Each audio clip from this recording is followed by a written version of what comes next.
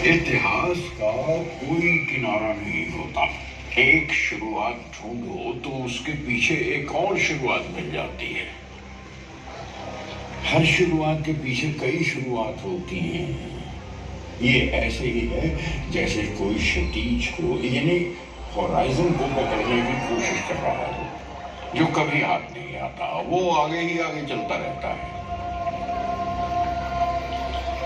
फुटाला lake के किनारे बैठकर हम अगर नागपुर का इतिहास छूने की कोशिश करें तो चलिए देखें कहां तक पहुंचते हैं।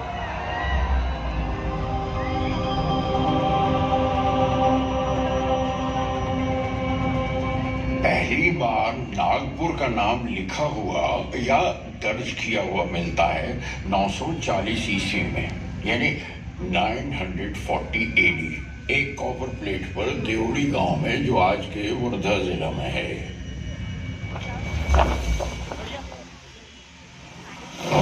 लेकिन नागपुर ये नाम आया कहां से? इतिहास इसके दो सबूत बताता है। एक तो ये कि यह कस्बा या शहर जो भी था उस वक्त नाग नदी के किनारे बसा हुआ था, उसी से इसका नाम नागपुर पड़ गया।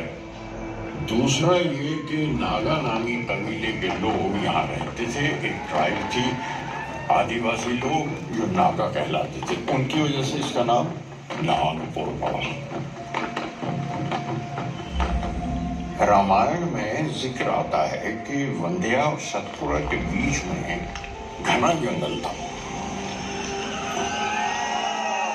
जो दंडकरण्य के नाम से मशहूर था, और नागपुर उसमें शामिल था। और ये भी विदर्भ का एक अहम कस्बा था। 250 ईस्वी मतलब AD में वाकाटक वंश के राजा विंध्या शक्ति ने विदर्भ में अपना राज स्थापित किया। उनके बाद उनके बेटे के बेटे यानी पोते रुद्रसेन II यानी रुद्रसेन II स्वर्ण युग के चंद्रगुप्त की बेटी प्रभावती से शादी की। रुद्रसेन ज्यादा दिन जिंदा न रह सके तो उनके बेटे दिवाकर सेन गद्दी पर बैठे, लेकिन अभी कम उम्र थे, इसलिए प्रभावती ने राजपाट संभाला और पिता के हाथ से कुछ बड़े ओहदेदारों को बुलवाया, एक मिलिट्री और एक सिविल यानी फौजी और शहरी इंतजाम संभालने के लिए। जो शहरी इंतजाम संभाल रहे थे वो विश्व प्रसिद्ध संस्कृत के महाकवि कालिदास थे।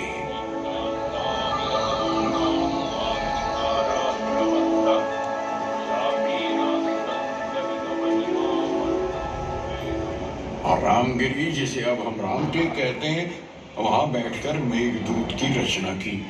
ये नाम भी नागपुर से जुड़ गया।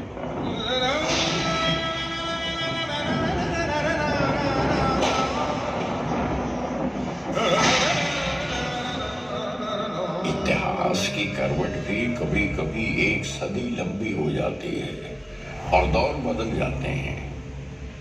13वीं सदी में जब दक्षिण यादव राज के तहत था, मराठी लिटरेचर ने बहुत तरक्की की और नागपुर की आम जनता की जबान मराठी की थी।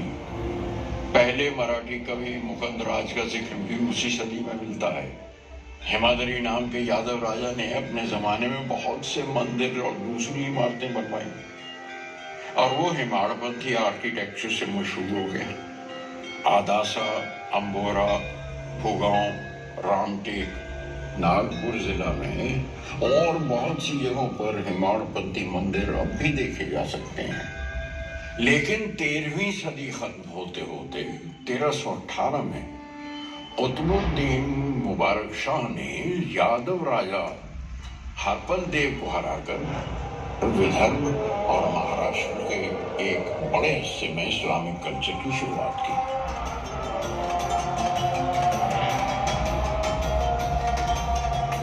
इस्लामिक दौर में बख्त बुलंद शाह सबसे बड़ा हुक्मरान माना गया है। नागपुर के इर्द गिर्द फैले हुए छोटे मोटे गांव को जीत के एक मजबूत नागपुर बना दिया और वो राजकौन परिवार से था।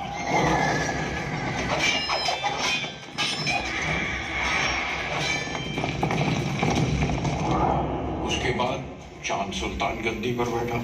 उसने नागपुर को अपनी राजधानी बना लिया। चांद सुल्तान ने मशहूर जुमा तालाब बनवाया, जो अब गांधी सागर कहलाता है। वहीं से सारे शहर को पानी सप्लाई होता था और शहर के गिर्द दीवारें और गेट बनवाए, जिनमें जुमा गेट अब तक मौजूद है और गांधी गेट कहलाता है। जब चांद सुल्तान की मौत हुई 1739 में, तब उनकी बेवा यानी विधवा ने राजपाट का एक फैसला करने के लिए मराठा राज के सरदार रघुजी भोंसले को दावत दी और 4-5 साल के अंदर ही रघुजी ने सारा राजपाट संभाल लिया और मराठों का दौर शुरू हो गया। सेकेंड एंग्लो मराठा वॉर 1803 में दूसरे रघुजी भोंसले और ग्वालियर के दौलत राव सिंधिया मिलकर अंग्रेजों से लड़े।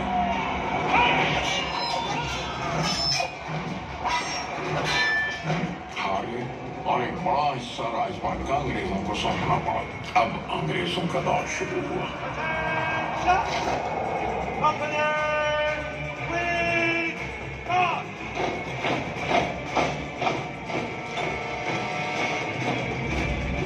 1817 में फिर तीसरी एंग्लो मराठा वॉर, वो जंग हुई। अप्पा साहब जम के लड़े अंग्रेजों से। कुछ अरसा एक आरजी सी मराठों की हुकूमत चली, लेकिन 1853 में डॉक्ट्रिन ऑफ लैप्स के तहत अंग्रेजों ने पूरा राजपाट संभाल लिया।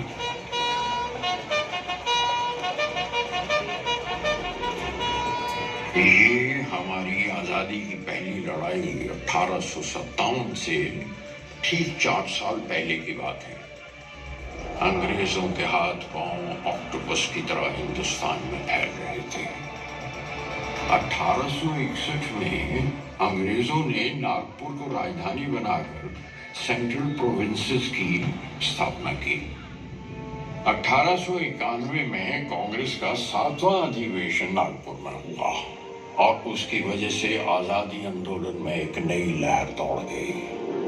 1907 में अंग्रेजों ने हिंदुस्तान का सर्वे किया और जैसे नाभि जिस्म की नसों का केंद्र होती है, वैसे नागपुर में 0 माइल पत्थर रखा गया। इस तरह नागपुर हिंदुस्तान का केंद्र बिंदु यानी सेंटर बन गया। एक तरह से नागपुर हिंदुस्तान की नाभि है। 1907 ही में लोकमान्य तिलक कांग्रेस के एक्सट्रीमिस्ट ग्रुप के बड़े लीडर बन गए। नागपुर में दादा साहब खापर्डे, डॉक्टर बालकृष्ण शिवराम मोरे, डॉक्टर केशव बलिराम हेडगेवार तिलकवादी स्कूल को रिप्रेजेंट करते थे। उसी साल कांग्रेस का अधिवेशन नागपुर में होने वाला था। लोग चाहते थे कि तिलक ही उसके अध्यक्ष हो।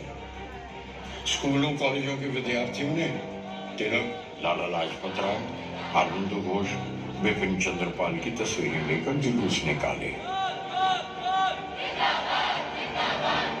मॉरिस कॉलेज के विद्यार्थियों ने अपने यूरोपियन प्रोफेसरों का स्वागत वंदे मातरम से किया। नागपुर की गलियां मोहल्ले वंदे मातरम के गाने से गूंज उठे।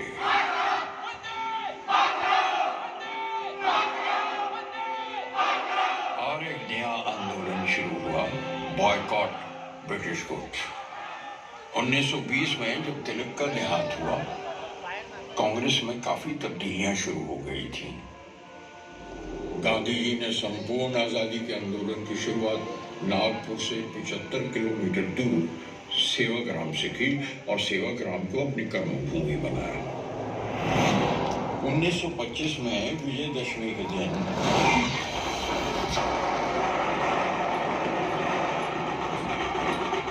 डॉक्टर केशव बलिराम हेडगेवार ने नागपुर में आरएसएस यानी राष्ट्रीय स्वयंसेवक संघ की स्थापना की, जो आज दुनिया की सबसे बड़ी एनजीओ है।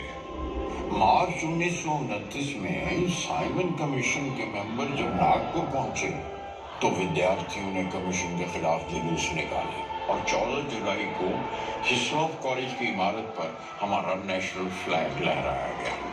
16 अप्रैल 1930 को नागपुर वॉर काउंसिल तैयार की गई। 12 अगस्त 1942 इतवारी रेलवे गोदाम और पोस्ट ऑफिस को आग लगा दी गई।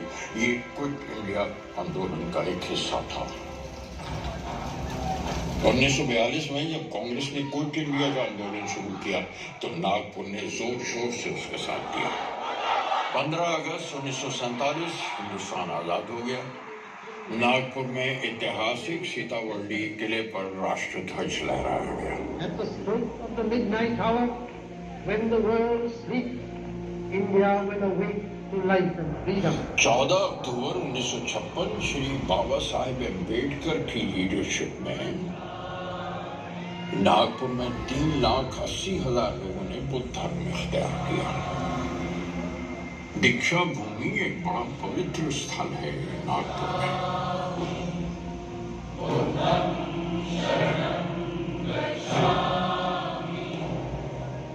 एक और चीज जिसके लिए नागपुर मशहूर है वो रॉयल बंगाल टाइगर्स है।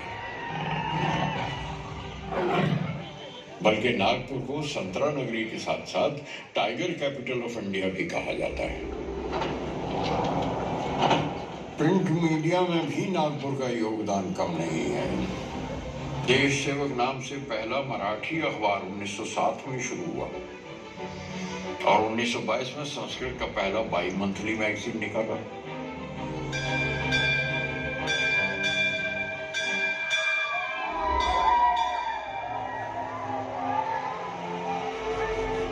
स्कूलों और कॉलेजों में भी नागपुर का बड़ा योगदान है।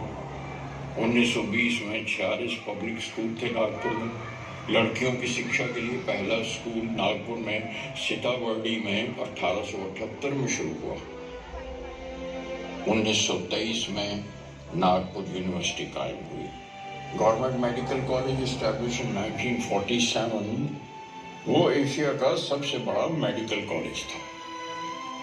नागपुर में एक अनोखा त्योहार होता है मारबत, जो हिंदुस्तान में और कहीं नहीं होता। बड़े बड़े पुतले बनाकर निकाले जाते हैं नागपुर की सड़कों पर।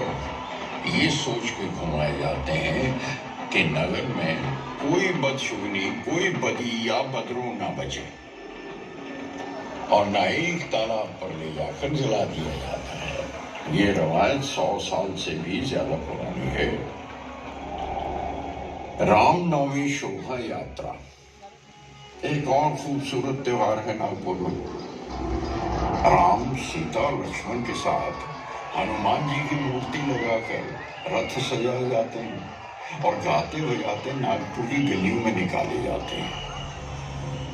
नागपुर से बड़ी बड़ी हस्तियों ने हिंदुस्तान की उन्नति और तरक्की में हिस्सा लिया है।